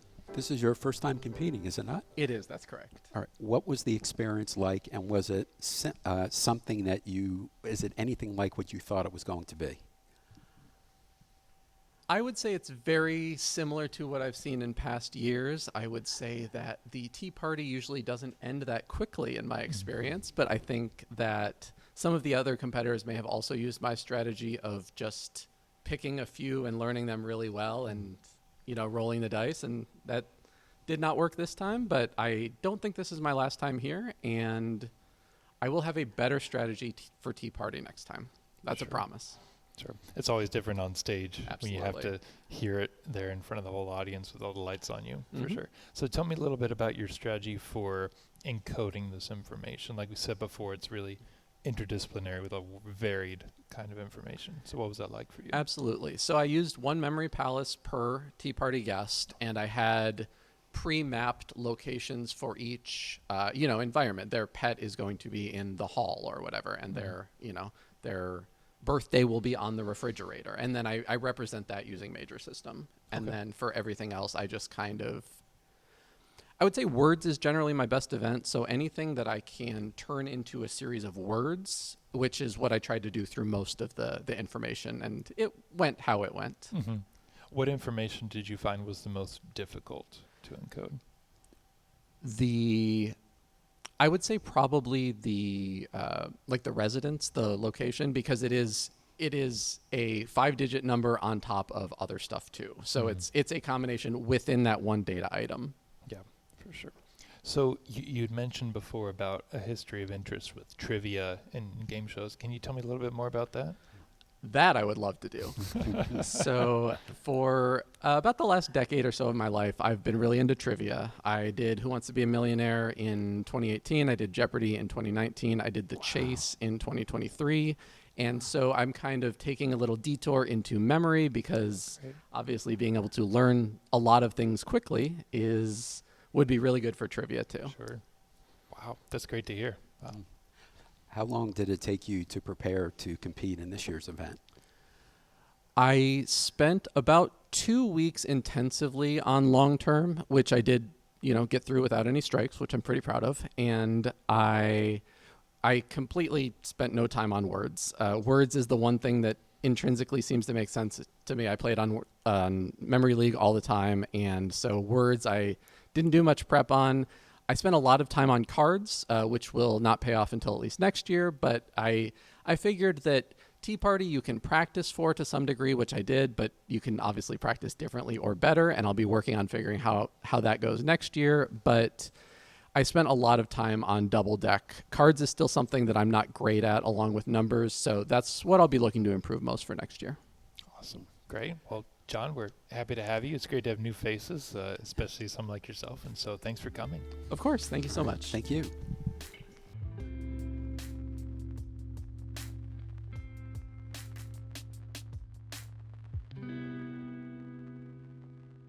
We are ready for our last event of the day to declare who will be our 26th USA Memory Champion.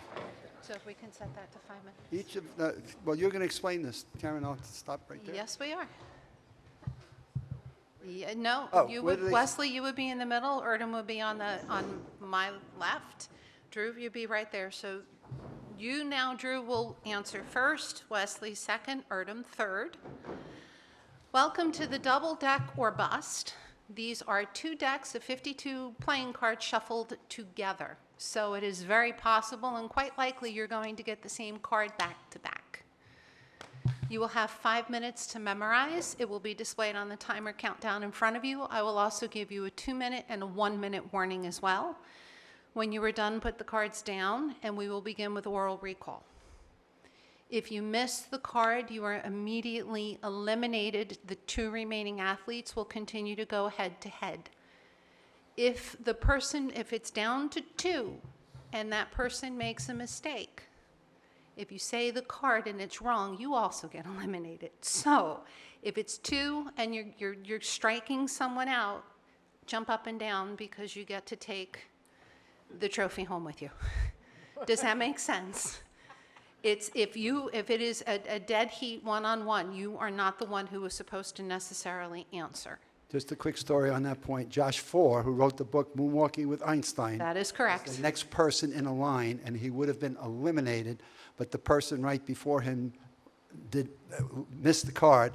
Josh won the event. Yes. So comes Moonwalking with Einstein. So we all know what happens after Josh Forward did not answer that question. Thank goodness, because that book has brought more people to this competition than anything that's been done in 25 years. Absolutely. So the first card that you will be asked to recall for me is the card touching the top of the desk. The top of the desk, excuse me, not deck, my bad. So yes, when you lift it up, you can lift it up. I'll give you the first card. It's the 6 of clubs. So Everybody the look six at of the clubs six of clubs. will be the very first. You can look, Wesley. Yeah, It's look okay. at your 6 of clubs right You now. can just pick it up and make sure it is the 6 of clubs. That's the quality control for right now.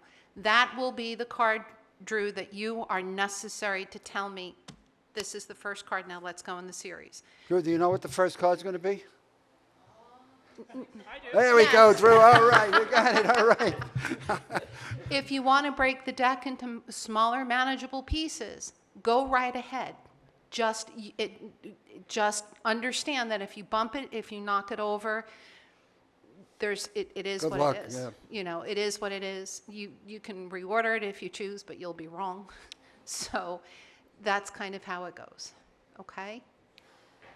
Any questions before we start the timer? Yes.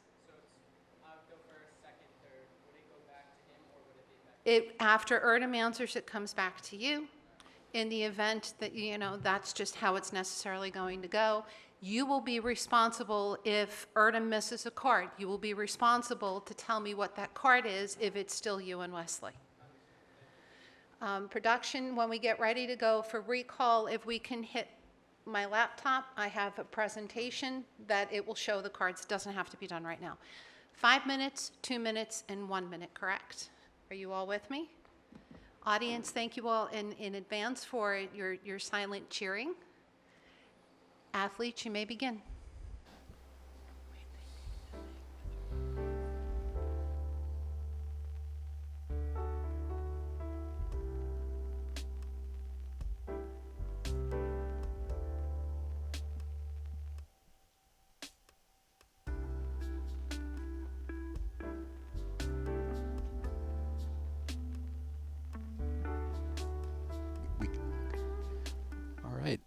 Like to welcome Briley and get this unique perspective from a defending champion.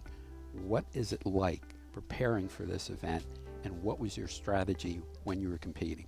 Sure. So for those at home, I'll go through a little bit about what exactly the strategy is that our competitors are using for today. So what the most common strategy is, and I know that these 3 competitors are using the same one, is called a PAO strategy, and that stands for Person, Action, Object. And so what they do is that for each of the 52 cards in a deck of playing cards, they have a pre-selected person, action, and object that represents that card, so that when they see that card, they immediately think of that person doing that action on said object. What they do to memorize a deck of cards is they take the cards in groups of 3. And when they do that, they take the person of the first card, combined with the action of the second card, acting on the object of the third card. Those 3 cards together forms a composite image, and that composite image gets placed in what we call a memory palace, which is what all of our contestants use to memorize stuff. So the basic concept here is taking the information we want to memorize, turning it into a visual image, and then storing that into our spatial memory in our brain. Those strategies let our brain memorize way more information, way more quickly, and that's how we do it here. So I have the deck of cards here for the competition, so I can show the audience at home. So this is the first card we have, the 6 of clubs, that Karen said. And so the competitors will take the person that represents this card for them, combined with the action of the second card, acting on the object of the third card. So this means that they memorize the deck in groups of 3. and that leads to 17 groups or 17 composite images that they then put into a memory palace. Now, they have 2 decks here, which combines to 104 cards, or 34 composite images, with 1 card remaining in each deck, because it's 52. So right now the contestants are going through there. I would say at about 2.5 to 3 minutes, they would probably want to start reviewing, because here reviewing is key. You can maybe be able to get through 1 deck in 5 minutes is a reasonable time. But reviewing is really what helps. And so if you're going through your first time and you don't get all the cards, that's okay. It's more helpful to get maybe 70 to 80% of the cards through the first run through, so then you could go back, run through much faster, and pick up those remaining cards that you haven't memorized yet.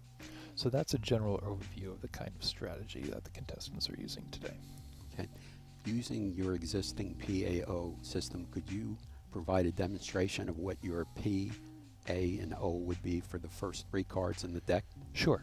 So, for example, I personally am a big superhero fan, so a lot of my images are different superheroes. So, for me, the 6 of clubs is Groot from Guardians of the Galaxy. Okay. That's the person. And then the second one, this card, the action is a Spider-Man using his web slingers. And so that's the action I think of. And then the object for 4 of clubs is, for me personally, is a dollhouse. And so to form this composite image, I would imagine Groot using the web slingers on a dollhouse. And for me, I would place that in the first location in my memory palace, which is a giant lamp I have in my front yard of my parents' home. And then I would imagine Groot whipping the dollhouse to that lamp, and that would form my first composite image. So sort of, it sounds very wacky in practice. Oh, it's got to be wacky to be able to remember it. Exactly. The wackier, the crazier, the more memorable it is. Right. And here we have Drew. Drew is a first-time competitor. Yes. 2 of our 3 finalists. We have Drew, and then we have Wesley, who's also a new competitor. Yes. And we have Erdem, who's a veteran competitor, but never competed in the cards. Athletes, your time is up. So let's see how We they will did. now begin the 1-minute set time for memory, and we will begin recall in a minute.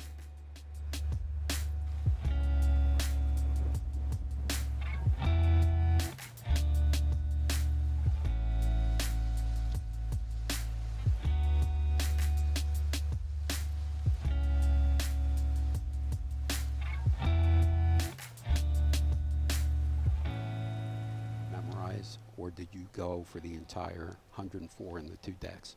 My strategy was to go for all the 2 decks, but specifically to go for the first deck and then review the first deck and then set this aside and then go through the second deck once and then review it again. And then if I made it that far, a second review on the first deck and then a second review on the second deck. I usually didn't make it that far because it's 5 minutes and that's not a lot of time, but that would be the strategy. You can go both decks through once, but I personally find that a little more difficult as there's no review, and that's straight through the deck takes a lot of mental effort. All right, we're going back live to the event. Okay, let's see how they Okay, did. guys, and we are about ready to begin this event. Karen, you got to get the cards on the screen. Can we start my laptop feed?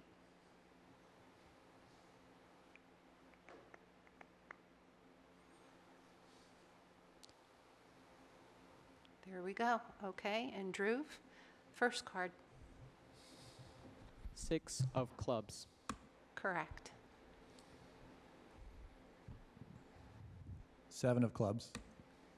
Correct. 4 of clubs. Correct. 8 of diamond. That is correct. Ace of spades. Correct. 5 of spades. Correct. 2 of spades. Correct. 2 of hearts. Correct. 4 of spades. That is correct. Ace of diamond. Correct.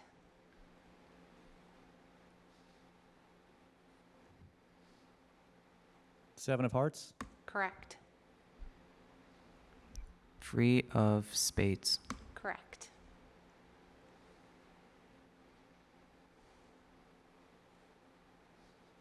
Sorry, what card did Erm say? Erdem said 3 of spades. 3 of spades. Mm-hmm.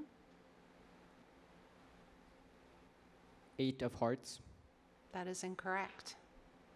3 of spades again. That is correct. 8 of hearts. That is correct. 9 of clubs. Correct. 8 of hearts. Correct. 4 of clubs. 6 of spades. Ace of clubs. 9 of hearts. 9 of diamonds. 7 of hearts.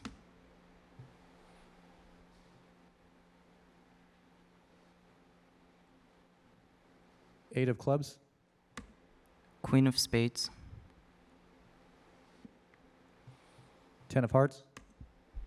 King of hearts. 5 of diamonds. Mm-hmm.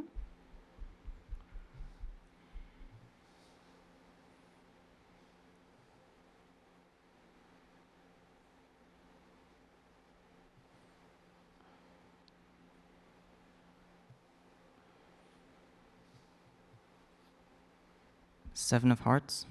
That is incorrect. Wesley is Wesley. our 26th USA Memory champion.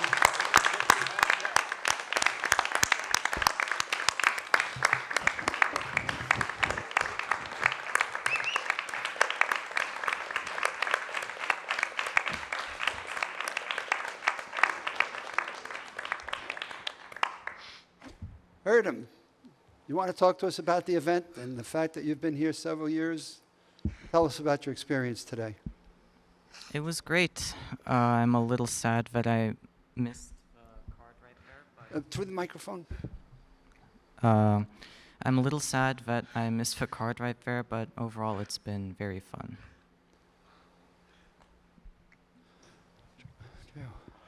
First of all, congratulations, Wesley. That's insane. Thank you. Um, Oh my God. I'm happy where I got today. A little silly of a mistake, but happy where I got. I'd like to thank everyone who's helped me on the way, but yeah. Wesley, are we going to give you another minute here and I can get some other people up here? Do we need to give you a friend? We've never had anybody go through. I know you were surprised you got as far as you did. I got to stop because I'm going to start to cry with you. So. Ooh, I'm okay. Yeah, okay. I'm good. I'm good. Wow. I just want to say these guys are amazing. They've worked really, really, really hard. I've been talking to them all day, and they're amazing. I think that there's a lot to be said for just being comfortable on stage. And, you know, 15, 16, I'm 27. And I mean, I haven't done this before, but I don't know. I feel pretty comfortable up here. Yeah. And I think that they made up for a lot of the lack of skill and practice because I can't memorize a deck of cards as fast as these guys. I don't think. You're just like at home practicing, but here, like, I played it safe, stayed calm, and my God, I took it. So That's when crazy. you come up against these two, were you coming up here thinking you had a chance to win this? I told them before, I was like, if I make it to Tea Party, that's a good day, you know, because that's hard. That's a hard event. And so I made it to Tea Party. I was like, oh, this is great. And then I make it past Tea Party. I'm like, okay, I got to focus. This is crazy. And I can't, this is amazing. I can't believe this happened. I'm still, like, kind of thinking I might be dreaming right now. Like, honestly, this feels like a dream. This is crazy. So You driving back home tonight, or are you sticking around? hey, I got my magic band on. I'm going to Disney World with my wife after this, so you know. Oh my goodness. It's just now hitting me what happened. This is crazy. All athletes go to Disneyland. Yeah, after the Super Bowl. That could be a prize next time. Everybody who podiums gets to go to Disney, you know. This is terrific. Well, let me come present you. If you have back up in front.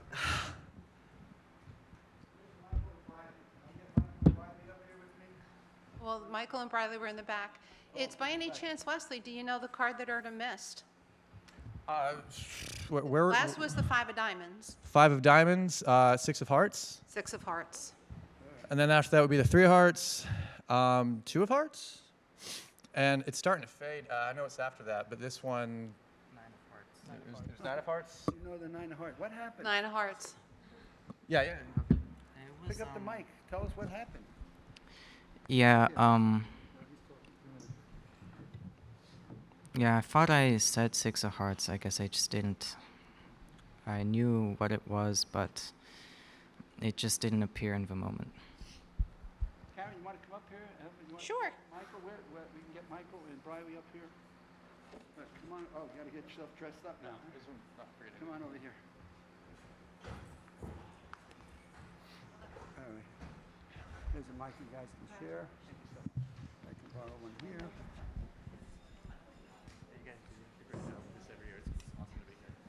Congratulations to you.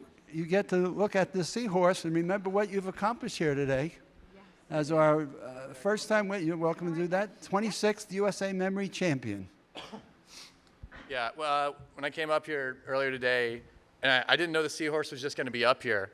And so I told Karen, I was like, I can take a picture with that, right? She's like, yeah. I took a picture of it, and I sent it to my family with a text message next year. Because I was like, these guys work really hard.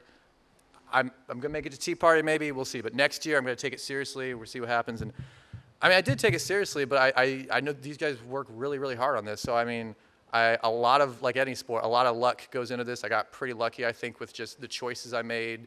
Like I didn't try to memorize too many words. I didn't try to memorize too many cards. I just rein it in, do what's in my ability. And yeah, I mean, I work at the Cheesecake Factory, and they have a big menu. So they didn't make me wear the hat. That was my choice. I like wearing hats. But like, I've had a lot of practice every day serving over there, taking orders and oh, you have a rewards with us? So what's your phone number? And I remember the phone number. It's like, oh, that's cool. So like, I practice every day in that sense. But, some of these disciplines, they take a long time to get good at. So next year, I'm going to have to fight hard to keep this next year, for sure. You're going to need Karen to send an email to the family so they don't think you stole the trophy? Yeah. Yeah, for sure. Oh, man. Absolutely, yeah. I'm in Nelson Dulles' Discord, and when I told him I qualified, I mean, he's nice, but he was like surprised, like, really? Like, yeah, I made it. So I'm 4th seeded. Yeah.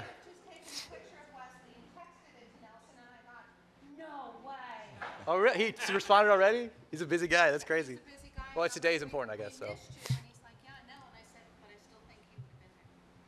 Yeah. No, meaning you'd be here with your statue. Yeah, for sure. Yeah. No, he absolutely helped a lot. Like I was on the track with learning stuff, but his course has been a game changer. So I mean, again, I'm not selling anything, I'm not promoting anything. I'm just like, that's how I learn. And Nelson is a great teacher. So, yeah. It's been a lot of fun working with Briley today, doing interviews. Love the perspective that Briley brings with him as somebody who's been a champion and can break it down for the people watching at home to understand the art and the science behind what it takes to go from sitting there to sitting here. And if I may interject, the beautiful thing about Briley was he was sitting up here last year as a finalist, and he didn't win that event, but he was invited to come to the MIT Tournament of Champions. So these were the best of the best that we had last year for 25 years, and he walked away with it. Thank you. That's very kind. I just want to say here, again, congrats to Wesley. Very well deserved. Applause for you one more time. And also to Drew and Erdem, Wesley was not joking that it really does take a lot of work, and everybody who's competed here today and been on the stage has put in a lot of work, and I can at least attest to somebody who sees that work, and you guys have all done a really great job of being here today. So one round of applause for all the competitors today.